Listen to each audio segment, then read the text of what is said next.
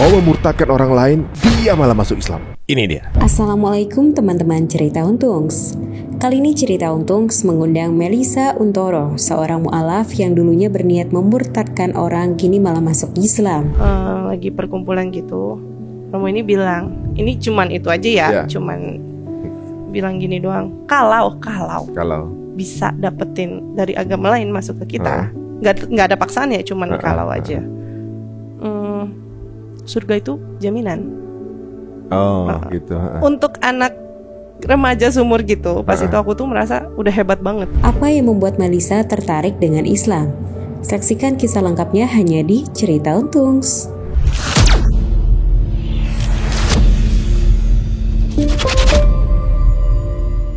Assalamualaikum warahmatullahi wabarakatuh. Apa kabar semua teman-teman Cerita Untungs? Sehat semuanya? Alhamdulillah, mudah-mudahan setiap episode yang kita tayangkan memberikan keberuntungan ya. Soalnya mudah-mudahan dapat edukasi baru akan satu hal atau kisah-kisah inspiratif ya. Nah, berikut ini ada kisah inspiratif yang juga unik ya. Karena seperti kita tahu dalam kehidupan itu macam-macam yang kita temukan sehari-hari. Ada seseorang yang kabarnya dulu berniat untuk memurtadkan rekannya atau kerabatnya, tapi ternyata endingnya beliau sekarang memeluk Islam. Langsung saja kita akan ketemu dengan saudari kita. Inilah dia, Melisa Untoro. Assalamualaikum. Waalaikumsalam warahmatullahi wabarakatuh. Aku panggilnya Pak Cici boleh? Cici boleh, Cici ya. Cici namanya mirip-mirip nama saya Kuncoro soalnya tengahnya. Oh gitu. Nah, Untoro nih Kuncoro. Dikit-dikit ya. Dikit-dikit ya. Oke, Mel, tinggal di mana sih? Aku tinggal di Bintaro. Melisa, kalau boleh tahu awalnya gimana sih? Kok ada ketertarikan dengan Islam tuh gimana gitu? Gara-gara game online. Oh, dulu gamers dulunya? Sampai sekarang masih. Masih? Game online-nya apa dulu? Kalau zaman dulu tuh kayaknya semua aku cobain di Ragnarok, Audition, Rohan, RF, Perfect World. Ya, bangsa-bangsa itulah. Segitu ya online. Ada tim apa sendiri? Ada tim sih. Ada tim ya? Memang kita main udah berteman sampai lama sampai sekarang sampai detik. Sampai sekarang masih ya. No, kok jadi dari gamer kok kepengen kemudian jadi dapat hidayah nih agak unik ya. Kalau nggak salah gue lihat juga tuh di TikTok ada ustadz yang main game online tapi Habias kaki ya. Iya benar. Sama nonton juga. Sama nonton juga ya. Itu unik juga tuh ya. Nah, ini gimana ceritanya dulu dari game online yang mana yang akhirnya bisa tertarik? Memang karena dulu start awal main itu SD kelas 6 ya. Tahun kelas berapa 6 tuh? SD. Kapan ya? Kayaknya 2003 apa 2004 2003 gitu. ya. Pokoknya yang lagi booming pas itu tuh Ragnarok online. Ragnarok lawas banget tuh ya. Iya, Masih udah lawas banget. Enggak lah. Ragnarok yang baru-baru mainnya.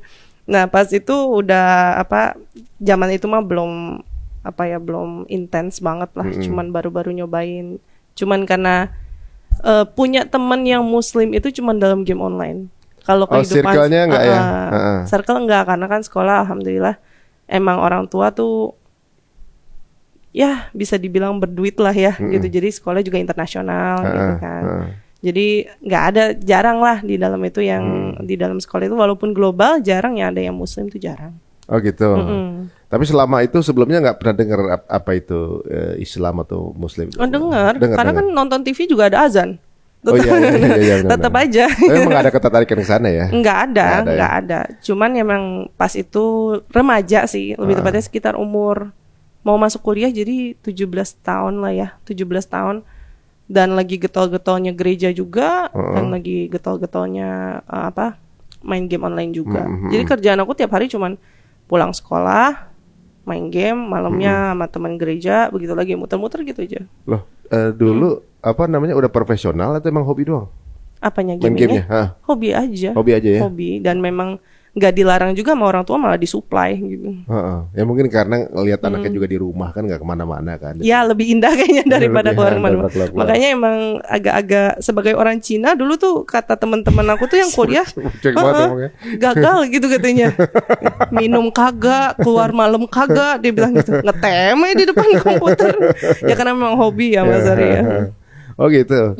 Nah kemudian apa yang bikin dari game itu? Karena apa yang bikin kamu tarik sama kemudian dapat hidayah itu dari mana? Dari sisi mananya game gitu? Di agama sebelumnya memang kan ada perkumpulan anak remaja juga ya, Mas Ari ya. Nah, kita itu suka memuji-muji pada yang itu agama kita sebelumnya gitu kan. Terus udah gitu nanti kita suka ngadain kadang panggil seminggu sekali kita panggil romo gitu untuk ya ikut itulah gitu kan sama anak-anak gitu kan. Kadang dia kasih pencerahan sebulan sekali. Kadang enggak juga sih. Lebih seringnya sendiri gitu kan. Anak-anak ini kumpul.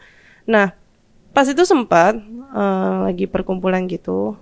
Romo ini bilang, ini cuman itu aja ya, cuman bilang gini doang. Kalau bisa dapetin dari agama lain masuk ke kita, nggak ada paksaan ya, cuman kalau aja. Surga itu jaminan. Gitu. Untuk anak remaja seumur gitu, pas itu aku tuh merasa udah hebat banget. Dalam arti kata setiap hari ke gereja, setiap hari kerjaan aku tuh kalau malam setiap hari ke gereja ada aja yang diurus. Emang ada tempat ngumpulnya situ? Emang aktif di situ atau? Akunya aktif, aktif kepemudaan kan di situ. Jadi emang suka. Di mana sih tinggalnya? Aku di Pluit, Muara Karang. Pluit ya. Terus? Gitu. Jadi suka bolak-balik aja dan kumpul sama temen sebenarnya. Cuman jadi udah merasa hebat aja gitu, udah merasa keren gitu kan. Dapat omongan kayak gitu, rasanya kan kayaknya di game online tuh banyak Islamnya yang nggak terlalu nggak terlalu dalam gitu ya. Dan pas itu ada kita satu komunitas di dalam game. Ketuanya itu kayaknya aku perhatiin gitu ya. Cuman kerjaannya kerja main game tidur, kerja main game tidur gitu kan. Nah itu aku targetin. Taunya dia kerja main game tidur gimana? Online terus? Online terus, dia lebih sering online dibanding saya gitu. 2003 itu udah game online ya? Game online udah lama. Enggak, kalau yang kejadian aku start awal mulainya 2003 mulai main. Ini tahun berapa nih? 2012. Yang diceritain sekarang? 2012 kalau nggak salah. 2012 ya? 2012. Udah mulai rame ya? Udah mulai rame banget. 2012 pokoknya kalau nggak salah. Nah itu akhirnya aku bilang, aku yang nyerang duluan, aku nyerang Islam duluan. Caranya? Nanya dong soal agama lu nggak apa-apa ya. Tapi kita tetap friend. Sambil main? Chatting, by chatting in game. Sambil main game sambil chatting. Itu game apa tuh yang bisa begitu? Rohan. Pas itu aku lagi main Rohan. Jadi memang game lama yang paling aku mainin saat itu Rohan. Karena di sana menemukan teman-teman yang PW, yang enak, yang memang kayak keluarga sendiri gitu. Dan ngomongnya juga santai gitu ya. Santai, nggak ada. Sebenarnya nggak pernah ada rules di mana sebenarnya kita tidak boleh ngomongin agama satu sama lain. Itu di-create sama si ketua ini gitu. Jadi memang tolerate banget lah di dalam situ. Dan itu pun aku ngomong sama dia itu nggak di publik, nggak di umum. Jadi ada private room yang kita bisa chatting cuma berdua gitu. Dan itu aku tanya langsung. Dan saat itu dia nggak tahu aku cewek. Enaknya kalau online tuh nggak ketahuan. Identitas juga nggak belum ketahuan. Dulu pakai nama apa emang? Dulu Venerdi. Kenapa sih mesti ditanya di sini nama-namanya? Iya. Itu kan kayak laki banget gitu kan. Laki banget. Itu kayak orang ini orang Majalengka nih jauh nih gitu kan.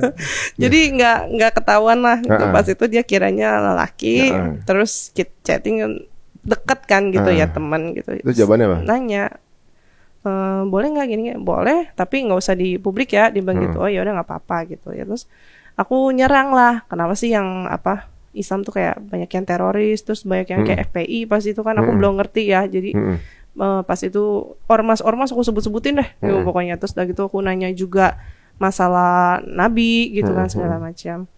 Ya nggak jauh-jauh lah yang diserang itu aja, poligami gitu kan. Terus dia bisa jawab semua. Tapi dia juga nggak mau ngalah dong. Dia juga nanya balik dong sama aku. Aku nggak ada yang aku bisa jawab. Dengan aku ngerasa sangat pedenya saat itu, aku merasa sangat hebatnya gitu kan, ke gereja tiap hari apa segala. Semua yang dia tanyain ke aku itu tidak ada yang aku pelajari di agama sebelumnya. Padahal profil siapa namanya si ketua geng ini nih kelihatannya kayak bukan orang yang belajar gitu. Iya, kelihatannya bukan orang yang belajar gitu. Apa aja sih yang ditanyain gitu, yang kemudian yang dia tanyain balik yang nggak bisa jawab apa? Ya seperti dia nanya, Tuhannya ada berapa gitu. Terus dia nanya juga, disuruh pakai hijab kenapa lu nggak pakai? Dia bilang gitu. Dan itu aku nggak pernah pelajarin, karena nggak diajarin gitu kan.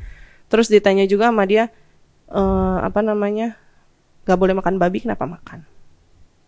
Baca juga berarti dia. Iya, dia bilang gitu. Ya hal-hal kayak gitulah. Terus dia bilang katanya. Tapi pertanyaan itu belum pernah terlintas di kepala lu. Maksudnya belum pernah. Enggak. Ada yang ngasih fakta pertanyaan itu ke lu? Enggak pernah. Karena memang dalam setahun kita belajar di dalam agama sebelumnya itu enggak pernah jauh dari pembahasan itu lagi setahun diulang itu lagi gitu. Nggak pernah ada tanya jawab tentang sesuatu yang lebih kritis gitu misalnya di dalam obrolan. Nggak pernah ya. Nggak pernah. Jadi ketika dapat pertanyaan itu responnya apa? Kalau aku nggak bisa jawab, biasa aku Alt F4. Apa tuh? Kalau orang yang main game itu pasti tahu Alt F4 apa. Kita matiin game hilang. Hilang aja. Force close itu. Itu besok ketemu lagi gimana? Aku nyari dulu. Oh iya. Nyari dulu. Bener gak sih? Oh dia ngomong ada gitu kan. Ntar aku searching di Yahoo pas itu masih Yahoo masih suka itu. Pakai gitu kan. Searching gitu. Bener gak sih kok omongan dia ada gitu kan. Buka Bible juga. Di rumah kan ada pasti Bible gitu kan. Buka aku cari gitu. Iya bener ya gitu. Ada gitu kan. Kok ini nggak pernah dibahas gitu kan, jadi muncul pertanyaan juga sebenarnya. Tapi itu semua aku keep sampai berapa kali debat itu kan sama dia jadi kayak debat ya sebenarnya, walaupun cuman ngomongnya mah diskusi gitu kan. Satu topik tuh sehari, misalkan dia nanya ini udah gitu, besoknya lagi aku malah nanya, jadi ini begini gini gitu kok. Ya emang nyatanya ada di situ kan. Kenapa lu sendiri nggak tahu? Itu kan masalah lu, jadi bukan masalah gue, dia bilang gitu. Cuman akhirnya ada kali 4 bulan 5 bulan kita begitu. Terus dia bilang gini, udahlah gue nggak mau perpanjang, gue juga nggak mau ribut sama lu, dia bilang gitu. Lu nonton aja, dia bilang Zakir Naik sama Ahmad Didat, dia bilang gitu. Ahmad Didat masih hidup waktu itu ya? Masih, beliau almarhum masih ada. Jadi pas itu aku jadi nontonin tuh, Mas Heru, untuk aku jadi nontonin terus. Dan aku makin setiap nonton otomatis kita ngecek gitu kan, ngecek bener nggak sih, iya nggak sih gitu kan. Dan akhirnya akunya juga jadi menghilang dari game. Kebetulan juga kuliah pas itu kan. Tapi lagi ngulik ya? Lagi ngulik. Jadi selama aku kuliah, aku ngulik. Sambil belajar, sambil ngulik. Ada kali 2 tahun, 3 tahun aku belajar. Kuliah di mana? Kuliah di UPH. UPH ya? Di UPH. Jadi sambil ngulik itu akhirnya mulai goyah banget. Sebenarnya ada satu debat terakhir dia tuh sama aku, diskusi lah ya. Terakhir dia itu yang ngena banget. Dan itu aku marah banget. Makanya dia bilang udah gue nggak mau ribut sama lu gitu. Dia nanya sama aku gini, kenapa lu nyembah berhala? Dia bilang, kenapa lu nyembah berhala? Kan lu nggak boleh nyembah berhala, gitu kan? Terus marah tuh aku, kenapa lu sebut salib dan patung Maria saat itu gitu kan? Kenapa disebut berhala sama lu gitu kan? Lu bisa jamin mukanya sama, dia bilang gitu, sama yang zaman dulu lu yang hidup gitu kan? Terus ya enggak lah, nggak bisa, itu kan cuma penggambaran apa. Terus aku lupa ayatnya apa, tapi di Bible dia kasih tahu ini ada ayat yang menyatakan bahwa nggak boleh menyembah sesuatu yang menyerupai gitu. Terus aku kayak, iya ya, ini kok berarti kan nggak mirip 100%. Iya. Kita nggak bisa tahu itu. Dan kemarin kita bahas ada model pertamanya kan. Dan itu aku kayak di situ tuh bener-bener besoknya Mas Ari. Besoknya itu di Muara Karang itu dan di daerah Pluit dan Pik dan sekitarnya, di situ tuh ada 2 gereja besar. Aku datengin dua-duanya, yang satu gereja lama, yang satu gereja baru. Aku datengin dua-duanya, aku liatin mukanya semua satu-satu, patung yang ada di dalam situ, gak ada yang sama, beda semua.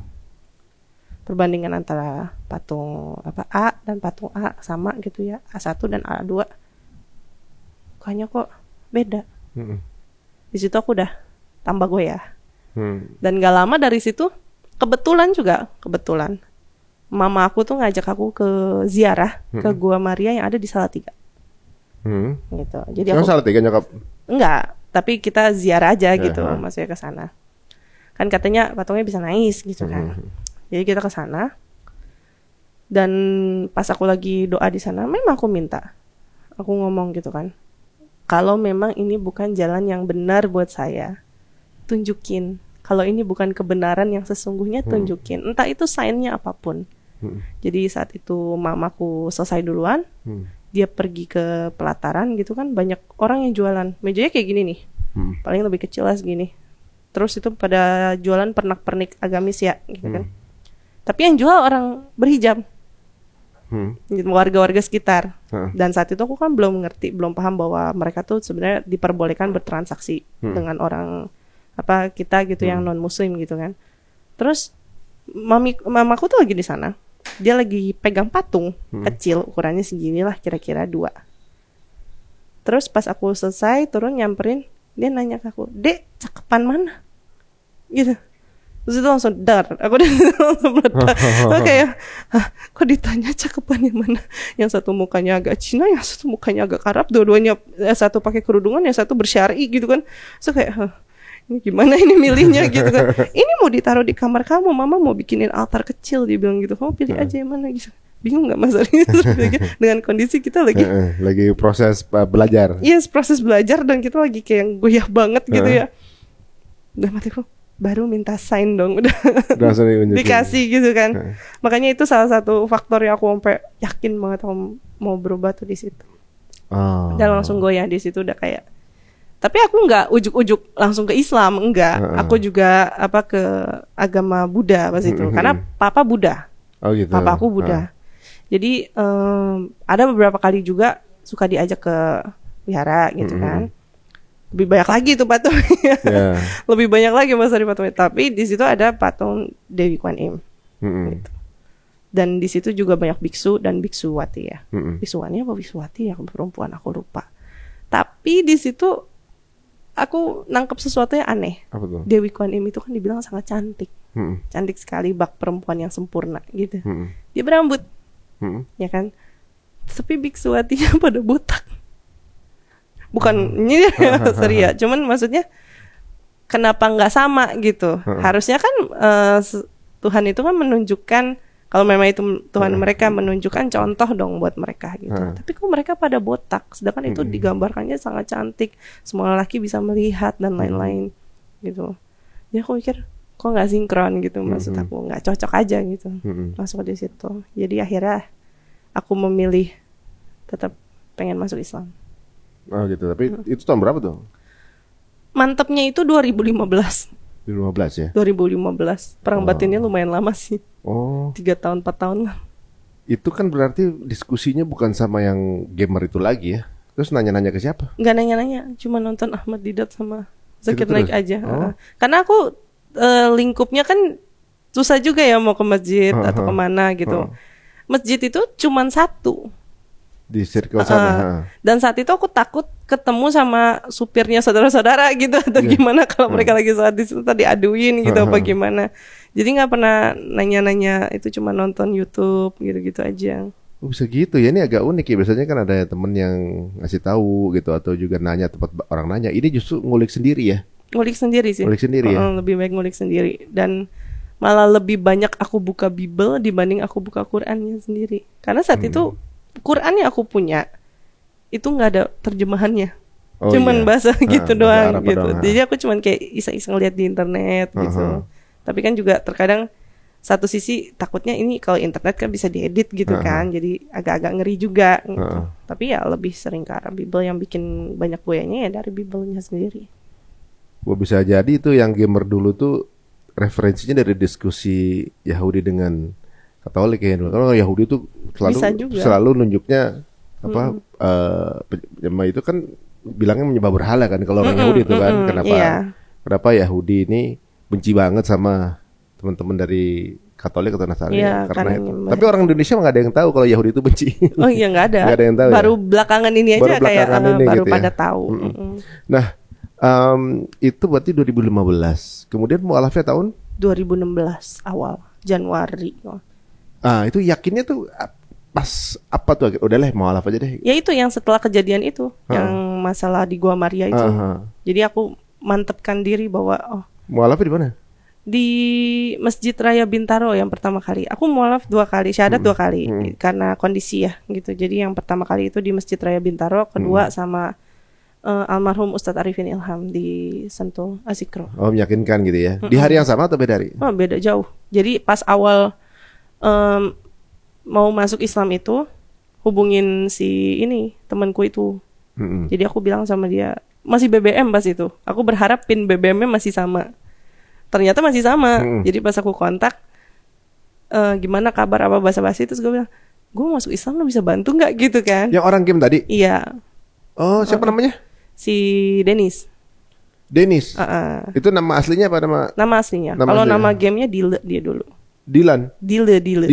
DYLE gitu. Oh. Sebutannya dia. Kemudian dia referensiin Bintaro. Awalnya dia nggak mau bantuin, dia bilang, gue nggak mau, lu main-main lo sama agama gitu kan. Ya karena dia udah kayak begitu ya, kita kan nggak maksa ya. Maksudnya ya udah ngilang gitu aja. Terus 2 hari kemudian dia hubungin, mungkin dia nanya sama orang tuanya apa gimana gitu. Ada nih kata orang tua gue bisa di sini, udah lu datang aja ke sini gitu kan. Datanglah ke situ syahadat pas itu. Orangnya si Indonesia itu ada? Ada. Akhirnya tahu kalau cewek. Sebelumnya udah tahu. Oh, udah tahu. Akhirnya tahu juga. Udah pernah tahu. Jadi setelah nggak lama dari diskusi debat itu, ada perkumpulan dari game ini karena gamenya laku. Jadi dari developernya tuh bikin event buat orang ngumpul-ngumpul. Nah dari situ dia udah tahu. Dari situ baru tahu, lu Vendredi. NRD lu. Iya, udah baru tahu dia di situ. Si siapa Dilan itu? Dilan. Si Dennis itu udah berkeluarga atau anak belum? muda, Pas anak itu kecil? dulu dia itu 11 tahun lebih tua dari aku. Oh udah. Dulu pas lagi di game tuh aku manggil dia Om. Oh gitu. Tapi dia pas itu bilangnya mau nikah. Udah ada ceweknya pas itu mau nikah gitu. Oh, akhirnya gimana? Siapa yang mualafin kamu pertama waktu itu? Ustadz Usman di Ustadz Usman di MRBJ ya. Di situ. Gimana tuh dia si siapa namanya? Dennis kan 5 tahun yang lalu kan awal obrolan itu kan? 3 tahunan lah. 3 tahunan ya. Dia masih ingat gak sih awal nanya-nanya gitu dia? Masih ingat, pasti masih ingat. Sampai sekarang masih ingat ya? Sekarang suami aku kok. Hah? Dennis itu? Iya. Oh. Oh ya, jadi lu chattingan tuh sama suami itu. Oh, sekarang nggak kesangka gitu. Nggak kesangka ya. Oh, jadi tapi waktu nganterin belum pacaran.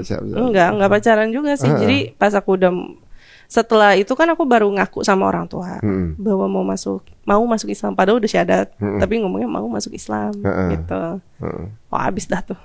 Habisnya? Digebukin iya, ditendang iya. Dikunciin iya, disuruh tidur yang nggak boleh sendiri, harus di kamar orang tua gitu-gitu. Oh. Ya reaction yang wajar sih sebenarnya, karena sih. satu keluarga besar baru aku doang yang mau masuk Islam. Terus tanyain kenapa sih kamu gitu? Udah dikatain kerasukan, udah dibawa ke gereja juga, udah dilemparin air macam-macam lah. Rukiahnya mereka lah kasarannya gitu, udah juga. Terus dianggap sesat gitu ya? Iya pasti dibilang kerasukan lah intinya. Oh, dibilang gitu. kerasukan. Terus ya abis itu aku cari Kohani Kristianto gitu kan. Beliau yang bantuin aku pas itu keluar dari rumah. Memang nggak boleh keluar dari rumah waktu itu? Nggak boleh. Cuman aku alasannya pas itu kerja aja. Padahal nggak ada kerjaan. Cuman biar bisa keluar rumah aja untuk memplanning segala-galanya. Pokoknya udah diajarin sama Kohani untuk di planning step by step gitu. Gimana keluar, terus apa segala. Terus dia juga yang langsung karena ngelihat orang tua aku berduit gitu ya, dia langsung bawa aku ke Ustadz Arifin Ilham biar save-nya benar-benar safe gitu. Akhirnya syahadat lagi di zikro. Pas syahadat itu lagi zikir akbar. Tuh ada kali 5.000 orang muslim di situ. Yang lihat. Yang ngelihat. Sengaja Kohani ngaturin kondisi di mana papa aku disuruh datang pas aku syahadat itu kalau mau ketemu sama aku. Karena aku kabur dari rumah. Oh, terus gimana? Pas disaksikan bokap? Iya, papaku tuh di mimbar sama Ustadz Arifin Ilham sama Kohani. Ya bener. Ngeliatin aku syahadat. Pintar juga Kohani gitu ya. Iya. Jadi langsung ngeliat hebatnya gitu. beliau lah. Hebatnya beliau ngurusin mualaf tuh begitu. Saksinya kalau sebanyak itu memang ada pengaruhnya ke dalam ini juga ya. Banyak yang nyaksiin gitu. Masa kemudian ingkar janji kan gitu. Iya. Itu kan beliau juga dengan ngelihat begitu kan udah lihat bahwa ini anakku mualaf. Itu gimana? Anggapan papa gimana tuh? Nangis sih. Dia nangis sedih sebenarnya gitu. Tapi dia udah dikerjain banget dia sama Kohani, udah disuruh wudu, dipakein peci sama Kohani bapakku. Jadi memang tujuannya dia pengen ketemu aku untuk bawa aku pulang gitu. Kohani mau mualafin bokap juga kali. Mungkin niatnya ya saat itu. Soalnya pas itu datang sama mama. Cuma mama nggak boleh masuk karena nggak mau pakai hijab, ngotot nggak mau pakai hijab. Sedangkan kan itu batas suci ya. Jadi nggak dikasih masuk lah sama orang-orang Hazikro pas itu. Sebenarnya sebelum nanya-nanya Islam atau segala macam gitu, emang pendapat kamu Islam apa sih sebelum tahu Islam? Oh parah. Apa aja yang? Karena aku ngalamin 98. Yang kerusuhan dulu ya? Ya kerusuhan dulu aku ngalamin. Dan saat itu karena masih kecil ya, masih TKB kalau nggak salah. Aku tuh sampai naik-naik ke genteng. Karena di depan rumah demo parah kan. Yeah. Dan itu tuh dari atas genteng aja aku ngeliat gitu tetangga aku dilemparin batu.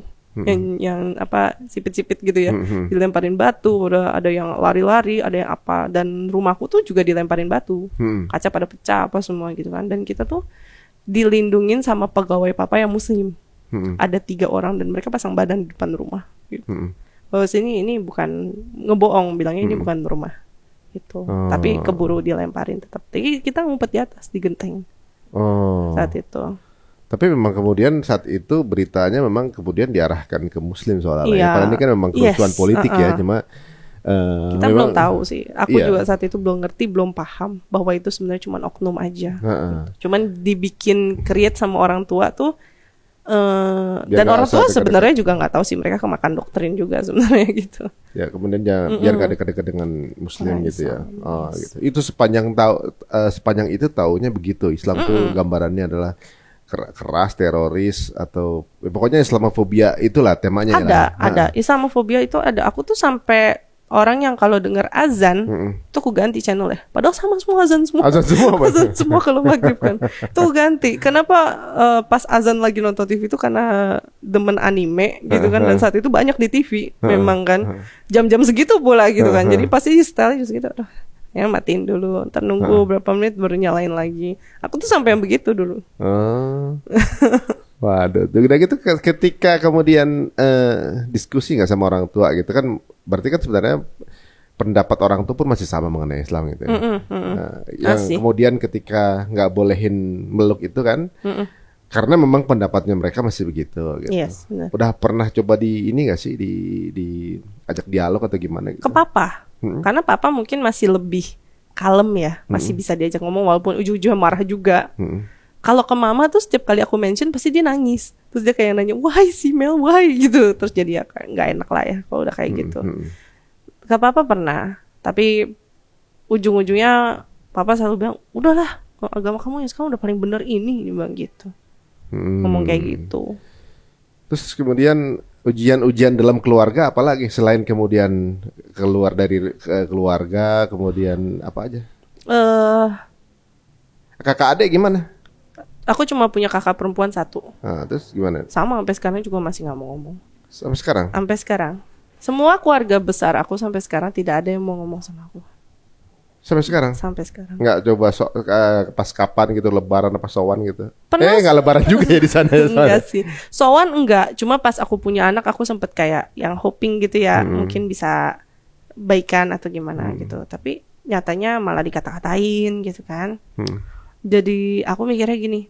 Ya kalau mereka tidak mau pun aku tidak mau memaksa gitu. Dan toh kontak mereka juga aku masih simpen. Dan sampai sekarang mungkin masih nomornya sama. Aku lihat juga masih sama. Di IG juga aku masih sering mantau. Dan mereka mantau juga, aku tahu. Karena sempet pas itu ngobrol sama saudara gitu kan. Dan dia juga bilang, ini masih gini-gini Mel gitu kan. Lu gimana sih aneh-aneh aja lu gitu. Ya masih pada negatif lah gitu. Tapi kalau untuk keluarga inti aku, papa, mama masih belum terima sampai sekarang. Kalau teman-teman juga sempat nanyain gitu, kenapa tiba-tiba masuk Islam gitu ya? Teman-temannya kebelah. Ya pasti banyak yang enggaknya gitu. Yang oke-nya juga ada. Gitu. Ya misalnya yang enggaknya enggak ada, tapi tetap benar ada nggak? Ada. Sampai aku bahkan dia kan sekarang tinggal di Amerika. Terus kalau lagi balik ke Jakarta kita suka ketemu. Kalau ketemu tuh lucu, dia yang berpakaiannya terbuka aurat, aku yang tertutup gitu kan. Jalannya berdua sampingan gitu di mall. Keren. Iya itu udah kayak itu banget. Dilihatin orang aja makanya. Dilirik aja. Sebenarnya kalau keluarga masih belum bisa terima gitu ya, tepat atau mereka masih sayang gitu sebenarnya. Itu ungkapan sayang yang belum bisa terima aja sebenarnya. Sampai mungkin ada suatu saat waktunya akan bisa menerima keadaan kayak gini, tapi sayangnya bisa ketemu kan gitu. Amin. Mau ketemu cucunya gitu kali ya, gitu siapa tahu ya. Mungkin kalau nonton tayangan ini juga kemudian tahu kalau sebenarnya juga masih sayang sama bokap nyokap kan. Masih lah kita. Terus kangen apa menyokap? Kangen banget, karena dulu bestie. Oh nyokap. Ke mall hampir berdua setiap saat gitu kan. Terus ya nyokap juga kalau curhat sama aku gitu. Jadi ketika dapat kabar itu pertama kali ketahuan ngapain? Nggak ketahuan, aku yang ngomong. Ngaku. Aku bilang aku mau masuk Islam. Momennya lagi gimana pas aku? Pagi-pagi. Jadi Pagi-pagi. malamnya tuh udah kalut dah aku dah. Mau ngomong gimana gitu? Mau ngomong apa ya? Gitu. Pagi-pagi lagi sebelum aku berangkat aktivitas sehari-hari gitu kan aku bilang sama mama, aku mau masuk Islam. Lagi sarapan gitu apa gimana? Enggak sih, dia lagi duduk aja di ruang depan gitu, mau samperin. Ma, aku mau ngomong dong, aku bilang gitu. Aku bilang aku mau masuk Islam gitu. Kaget. Langsung dah tuh nangis. Ya pasti sih itu sih Iya, udah aku expected gitu sebenarnya. Iya pasti mah. Tapi ya beliau yang paling kecewa banget sampai sekarang tuh beliau. Itu tahun 2016 itu. 2016 Januari. Terus kalau bokap dikasih tahu nyokap. Dikasih tahu nyokap. Di sidang gitu kan? Enggak. Sidang. Tapi kalau bokap itu saking kecewanya dia sampai mukul. Pas aku jatuh ditendang. Jadi Mas Ari aku kalau nengok ke kiri nih, sampai sekarang nih aku ada garis nih warna-warni. Gini, karena aku ketendang di sini. Sama bokap. Ya tapi kadang-kadang ya mungkin karena saking kecewa ya. Saking kecewa. Itu pelampiasan soalnya cinta sih sebenarnya. Cinta karena saking sayangnya. Kecewa banget cuma saat banget. itu ya. Cuma nggak tahu mau ngapain gitu ya. Kita ambil sisi baiknya itu, aja. Kalau kasus-kasus mualaf yang lebih parah dari aku banyak. Dan rata-rata itu karena semua manusianya saling sayang. Iya justru. Ya kalau marah sebenarnya karena sayang ya. Ya karena sayang. Kalau nggak sayang ngapain repot-repot buang emosi gitu kan. Tapi di beberapa kasus ada yang akhirnya bisa berdamai dengan keadaan kayak gitu ya. Kemudian bisa hidup bersama walaupun beda gitu kan. Itu banyak kok contohnya. Banyak. Nggak entah gimana caranya kemudian orang tua lihat ini mudah-mudahan akan jadi sesuatu yang ya mungkin ada ruang diskusi kali ya suatu saat. Amin. Ya. Insyaallah. Terus kemudian hidup dari ketika keluar sama Kohani kemana? Ke UIN, aku ngekos di UIN. UIN sini ya? UIN Ciputat ya. Berarti kan dulu kerjaan dulu ya, kerjaan zaman dulu tuh keluar dong. Aku nggak work, aku bisnis. Jadi aku solely my own gitu. Ngapain itu biasanya? Dulu aku bikin boneka. Oh, jadi maksudnya bisa fleksibel gitu ya? Fleksibel banget. Nah, berarti kan kehidupannya beda banget. Beda sekali. Dari Pluit ke UIN gitu kan? Ke UIN. Circle pun beda, kehidupan beda. Itu gimana adjustmentnya, susah nggak? Lumayan. Yang dulunya nggak karena aku saat mualaf itu yang kedua kali. Enggak, yang kedua kali juga sih setelah aku keluar rumah pokoknya. Aku sudah memutuskan untuk langsung syar'i. Nggak mau setengah-setengah. Yang kedua itu berarti berapa bulan setelahnya? Enggak, dari yang pertama kan aku kabur dulu tuh sebelum syahadat lagi. Nah pas aku kabur itu hari itu juga aku free, nggak di rumah, aku langsung memutuskan untuk syar'i. Wah tuh guys, berarti nggak lama setelah mualaf langsung berhijab dan syar'i pula gitu ya? Syar'i nggak setengah-setengah. Nah, teman-teman banyak yang udah dari lahir muslim, banyak yang belum berhijab, kita doain cepet ya. Amin. Ya kadang-kadang itu sebuah proses ya, yang proses kemudian karena mencari kemudian menemukan rahmannya itu di mana gitu, kemudian langsung berhijab. Terus kemudian berapa lama setelah itu nikah? Dari abis ke Darut Tauhid kayaknya sebulan setelah. Itu kan berarti kan tanpa orang tua. Tanpa orang tua gitu. Kemudian di lingkungan itu juga belum ada temen apa siapa segala macam tuh. Belum ada. Terus akhirnya bisa ketemu jodohnya gimana? Dulu kan setelah aku syahadat di Ustadz Arifin itu, karena memang banyak banget orang, suddenly viral. Dulu masih zamannya Facebook viral ya. Ya apalagi Facebook. Di zaman itu mu'alaf itu kan sesuatu yang wah banget kayaknya gitu.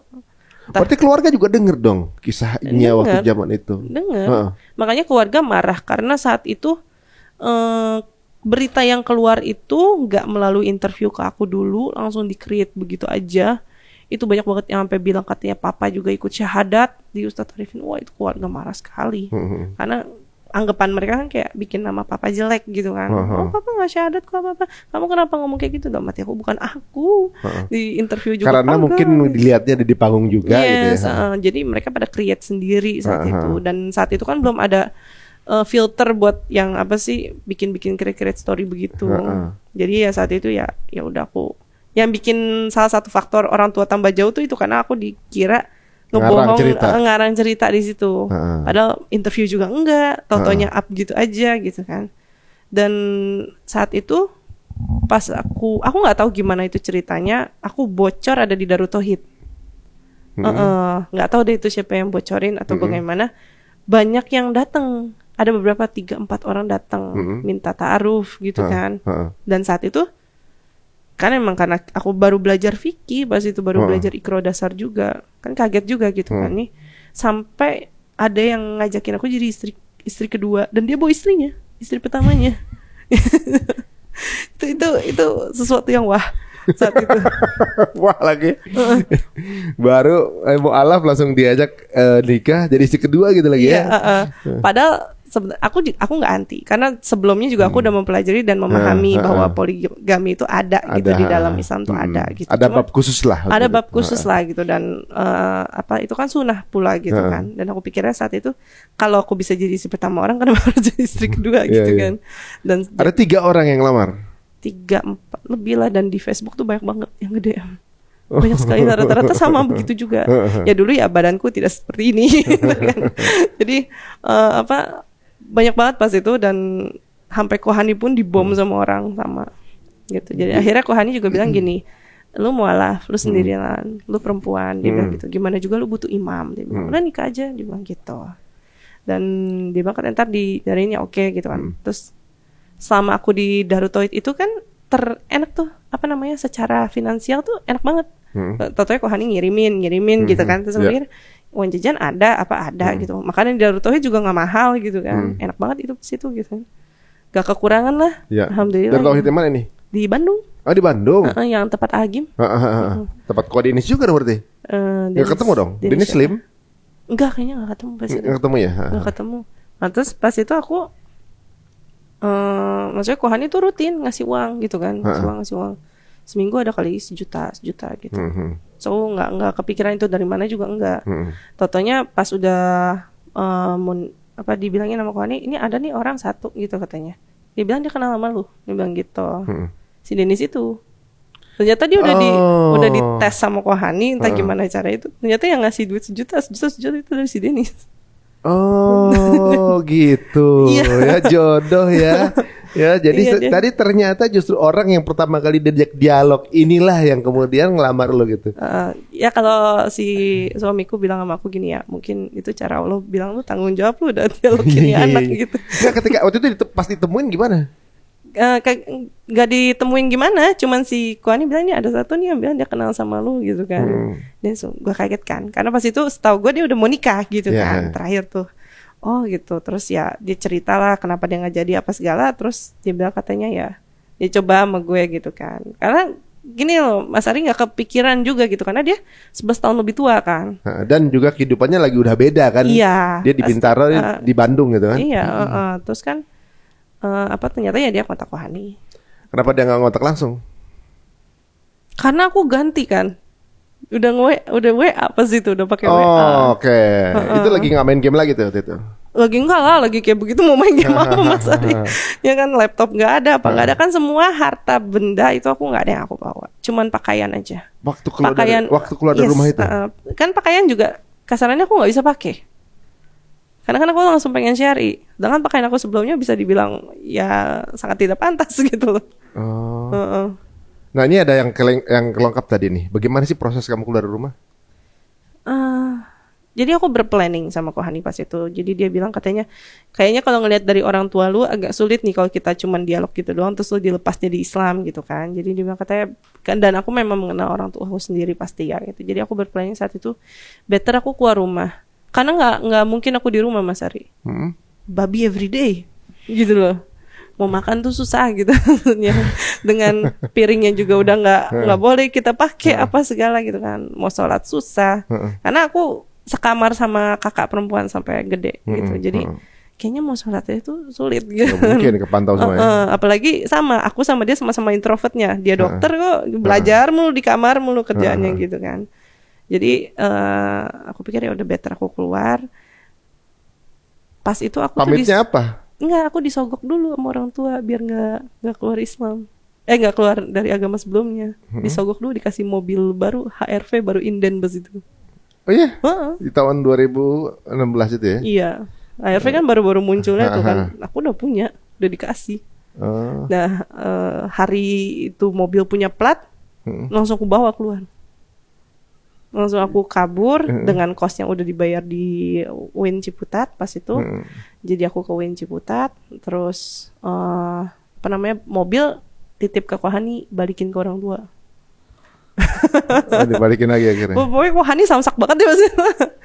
Iyalah, waduh, emang ini juga ya, maksudnya ada drama begitu di kehidupan lo lumayan. Lumayan ya, memang warna-warninya mualaf kadang-kadang begitu. Setelah itu sampai kemudian ketemu sama suami itu berapa bulan itu?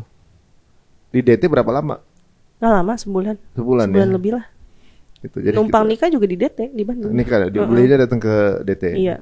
Dilamar apa langsung nikah?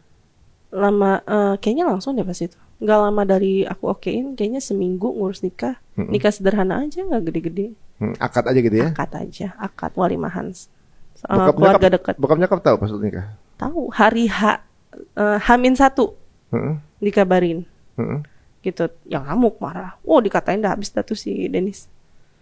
Datang nggak datang, cuman ngatain doang. Habis lah ditelepon. Tapi Dennisnya ngomong maksudnya? Ngomong, ya dia yang harus ngomong. Gentle. Dia harus ngomong. Dia ngomong. Kemudian udah akhirnya jalan itu tuh bulan-bulan April ya 2016. Terus gimana akhirnya nikah? Lebih enak nikah atau zaman sebelumnya? Ya namanya sebenarnya kalau mualaf itu kan banyak ujiannya ya, Mas Arya gitu. Enak gak enaknya nikah ya pasti ada, gitu. Tapi kalau disuruh bandingin sama kehidupan sebelumnya, lebih enak kehidupan sebelumnya, tapi lebih tenang sekarang.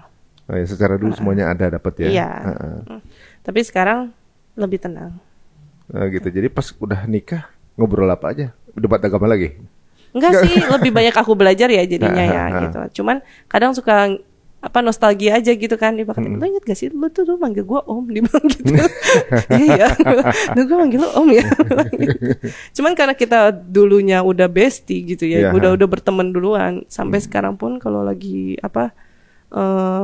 ngobrol apa gitu, gua lu aja gitu. Ini udah 8 tahun pernikahan kan? Gitu ibaratnya dikaliku sampai menikah ini kan sebuah ya nggak gampang ternyata. Nggak gampang. Ketemunya juga di game online gitu kan. Itu pernah jadi ceritaan gak sih kalian berdua tuh? Kita mah populer banget di dunia game kita. Udah kalau orang bilang istilahnya kayak couple goal gitu. Jadi kalau sekarang pas sudah nikah akhirnya bisa game berdua. Game berdua. Sampai sekarang kita masih sering game berdua ya. Kalau anak-anak tidur tuh kita pasti nyempetin nge-game sejam gitu bareng. Ini berdua anak berapa? Anak 3. Anak ada 3? Alhamdulillah 3. Kalian di rumah ngobrol terus main game kapan punya anak ya? Hah? Sorry. Bingung nih tanya gitu ya. Aduh, sekarang setelah menjadi seorang muslimah gitu ya, apa yang berubah dari pandangan hidup? Banyak sih. Pertama, nggak bisa seseenak dulu. Karena aku dulu sebenarnya orangnya lumayan frontal dalam segi bahasa dan lain-lain juga frontal bebas banget, aja. Bebas banget lah. Apalagi gamer ya gitu kan, lebih parah lagi lah bahasanya. Cuman kan sekarang kita jaga-jaga gitu kan, dan ngomong juga lebih apik dikit. Dijaga ya. Dijaga lisannya gitu. Terus ya menjadi seorang istri muslimah juga kan gak gampang. Gampang-gampang susah lah. Apalagi anak alhamdulillah cowok 3. Gitu. Jadi harus jaga banget gitu. Iya, benar. Sempet shock culture gak sih? Banyak banget. Jadi ada beberapa culture yang kalau orang Cina nggak boleh, dia kan Sunda keluarganya lakukan. Kayak misalkan bakul nasi gitu kan, kalau orang Cina kan nggak boleh tuh ditusuk sendok lah, ditusuk sumpit apa boleh. Gitu, nggak boleh. Misalnya nih saya bakul nasi ya. Bakul nasi. Terus centongnya dimasukin gitu. Nggak boleh. Nggak boleh. Itu pertanda kita kasih makan orang mati. gitu. Kenapa? Apanya? Ya, jadi kalau orang yang sudah meninggal, ya, budaya orang Cina ya ini, orang yang sudah meninggal, terus kadang kan kita ada pasti kayak pai-pai gitu, sembahan-sembahan gitu. Tuh kadang kita kasih dia makanan favorit almarhum gitu. Misalkan dia suka nasi dengan ayam atau ikan gitu. Ikannya bentuknya kue, cuma kita masak asam manis. Gitu. Ntar kita sajiin gitu dengan nasi gitu. Nah, nasinya itu kita colok pakai entah sendok ataupun sumpit. Biasa sumpit sih, rata-rata sumpit gitu. Dan kita saat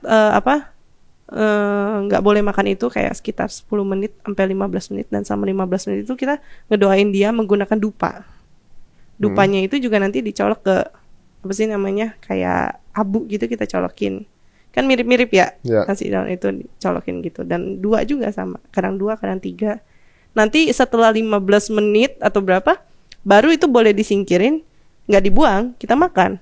Dan katanya sih ya, saya sih belum pernah makan, cuman katanya hambar jadinya. Kayak kesannya dia udah makan gitu. Oh, ngasih 15 menit itu untuk ngasih spiritnya itu makan dulu maksudnya? Iya, dia makan gitu. Tapi jadi dia datang terus dia makan gitu loh. Jadi udah jumlahnya udah berkurang gitu tiba-tiba apa gimana? Nggak berkurang, cuman rasanya hambar aja katanya. Walaupun kita masak asam manis nih, pas kita makan katanya tawar. Jadi yang dimakan sama dia rohnya itu, rohnya dia. Rasanya aja. Rasanya. Kepercayaannya seperti itu. Tapi aku belum pernah sih makan bekas yang itu sesembahannya itu, aku belum pernah biasanya yang makan itu entah anak dari orang tersebut atau istrinya gitu. Harus dimakan atau enggak? Enggak apa-apa enggak dimakan? Enggak apa-apa juga. Enggak apa-apa sih sebenarnya. Cuman kan yang mubazir aja ya sebenarnya kalau kita buang gitu kan. Kalau misalnya makan mie ayam gitu pakai sumpit taruh gitu sama juga? Enggak boleh. Oh, nggak boleh juga itu ya? mengindikasikan kayak dupa dicolok gitu loh, itu buat orang meninggal. Sering dimarahin kalau gue. Makanya sering banget, makanya gue paling gitu sering. Oh gitu, banyak hal yang kita belum tahu ya. Iya, lucu aja gitu. Aku dulu kan aku suka ngeliatin gitu kan, takut gitu kan, terus nggak makan nasi gitu, terus dicolok gitu.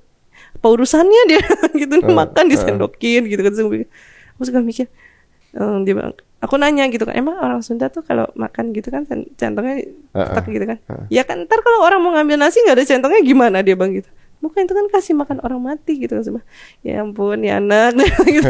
Kayaknya budaya-budaya sebelumnya masih ada ke bawah gitu. Ke bawah ya. Transisi juga sih Mas Ari gitu. Jadi kita pelan-pelan gitu. Ada nggak yang yang jadi kaget setelah masuk jadi seorang muslimah, jadi oh ternyata Islam begini hal yang apa namanya, banyak aturannya. Emang banyak. Yang apa yang paling berat di adjust waktu itu? Dulu sih sholat subuh karena bangun pagi banget. Terus kalau sampai sekarang yang masih suka lupa tuh, kalau masuk kamar mandi nggak boleh kaki kiri. Jadi masih suka banyak juga muslim yang masih kaki kanan juga. Gitu. Jadi suka kadang kalau sama suami kaki kiri gitu. Dibilangnya berkali-kali, udah bertahun-tahun juga dibilang, masih aja. Sama pas lagi mulai belajar juga, masuk kamar mandi kaki kiri, keluar juga kaki kiri gua. Jadi di dalamnya suka kaki kanan kan gitu. Banyak kok. Jadi maksudnya hal-hal itu sebenarnya hal kecil sih sebenarnya. Bukan yang krusial sih gitu, tapi lebih baiknya aja. Awal-awal juga minum begini. Masih sering banget aku. Karena kebiasaan kan. Gitu. Masih sering banget tangan kiri yang naik. Itu sering banget itu.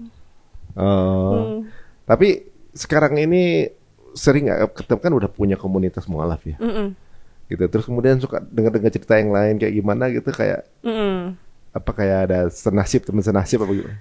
Yang lebih parah banyak. Bahkan kayaknya kalau ngedengerin mereka kayak kasus aku tuh nothing gitu. Suka ya alhamdulillah, tetap jadi apa ya, kita tetap belajar jadi bersyukur gitu. Kan katanya orang suka bilang katanya mualaf itu ujiannya lebih berat dan lebih banyak dan continuous gitu. Memang iya, aku ngerasain Mas. Tapi ya gini, nggak separah yang aku kira gitu. Kalau aku mungkin ya alhamdulillah ujiannya dulu cuman ekonomi. Sekarang udah alhamdulillah lebih membaik gitu kan. Kalau mereka tuh ada yang sampai cerai, ya nauzubillah ya, ada yang sampai cerai, terus jadi single mom, terus totonya dikerjain lagi nikahnya apa segala gitu, banyak sekali. Kadang tuh aku kayak alhamdulillah dapat suami juga yang istiqomah gitu ya, yang paham agama mungkin lebih bagus dari aku, jadi bisa ngebimbing juga gitu. Jadi kayaknya kalau aku lihat-lihat dibanding diri aku sendiri gitu ya, itulah Mas Eri yang aku pelajarin dalam hidup aku sebagai seorang muslimah ya, tetap wajib tetap bersyukur setiap hari. Ya pasti ada cobaannya, dan kalau nggak ada cobaannya perlu kita pertanyakan. Ini Iya malah takut gitu, kan? Ya. Aku jadi malah takut kalau nggak ada ujiannya. Bener. Ketika itu, jadi sebenarnya nggak usah gitu. Orang Muslim yang kemudian lagi mulai ngaji lagi kayak banyak cobaannya juga kan. Kan ada satu rutinitas yang berubah gitu kan. Iya pasti. Pada saat perubahan itu pasti hampir bisa dibilang pasti selalu ada gejolak-gejolaknya dulu gitu kan. Nah itu mungkin kisah yang kita dengar dari Melisa ini lumayan kalau bagi gue lumayan berat juga ya, maksudnya nggak mudah ya untuk meninggalkan keluarga, kemudian di circle yang baru lagi gitu ya, tanpa mengurangi rasa hormat, pasti juga keluarga pun masih sayang, masih sayang, dan juga kemudian juga ini hanya ekspresi sayang yang belum ditemuin aja ya gitu ya. Belum. Misalnya ada lagi nonton dan mereka lagi dalam proses kayak dulu lagi nyari. Apa gimana? Misalnya lu ada yang nonton sekarang nih, kemudian dia juga lagi proses saat lu dulu nyari gitu. Lu ada advice nggak buat mereka nih? Jangan takut sih intinya. Takutnya itu sebentar. Saat kalian keluar, saat kalian kepengen masuk Islam, pasti pertimbangan entah keluarga, entah teman, entah job, ya terkadang job gitu kan, entah suami, entah apa. Memang itu semua udah diatur sama Allah gitu. Dan Allah tidak akan memberikan kalian cobaan lebih dari yang apa kalian mampu. Jadi kita tetap percaya aja. Memang kalau udah ada rasa dituntun Allah ke jalan Islam, it's okay gitu, ikutin aja. Sekarang lembaga bantuan mualaf tuh lebih banyak dari aku dulu. Ada Ikhlas Foundation, ada Geraha Mualaf, ada Garda Mualaf, ada MCI juga gitu kan. Jadi nggak usah takut, dan mereka semua mempunyai sistem mereka sendiri di mana mereka bantu para mualaf ini. Jadi kalian bisa menghubungi mereka langsung dan insya Allah pasti dibantu semuanya. Ya, dan kompaknya itu boleh juga kalau beda-beda komunitas ya. Mereka kayak waktu itu kan ada siapa gitu ya, salah satu siapa temennya Andi dulu, Wendy Lofu ya, apa yang satunya lagi tuh, ada telepon kan, ada yang mau mualaf nih gitu, lagi nggak bisa waktu itu, telepon Kohani gitu. Tapi maksudnya walaupun beda komunitas, lempar-lemparan, gue nggak bisa, sama situ dulu deh, gitu misalnya. Maksudnya mereka nggak mentingin harus di gue gitu, apa gimana? Enggak, yang penting syahadat secepatnya. Nah kalau di komunitasnya aku, Cici apa namanya? Geraha Mualaf. Aku ikut Kodondi. Kodonditan. Oh, makanya bareng WhatsApp itu kan karena bareng Kodonditan. Aku manajernya Kodondi. Allahu Akbar. Guys, ini dia manajer Kodonditan ini. Aku sering di sini ya. Ini mungkin manajernya beliau. Pantesan aja, jadi ilmunya banyak dari Donditan nih ya. Kitabnya aja banyak gitu ya. Nah, nanya apa jadi lupa. Kalau jumlah anggota yang di komunitasnya ada berapa orang? Mualaf maksudnya? Banyak sebenarnya. Cuman kalau yang aktif ikut Kodondi itu aku sekarang bertiga. Timnya Kodondi inti itu bertiga. Biasanya kalau ada mualafan gitu berapa bulan berapa orang itu biasanya, sebulan berapa orang? Banyak. Kemarin aja kita sehari 5 orang.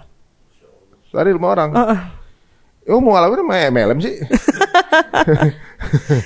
Memang begitu. Jadi kita pernah mualafin, yang daftar mualaf 1 orang, anaknya gitu. Yang datang sekeluarga, mamanya sama adiknya mau nganterin nih, katanya mau nganterin.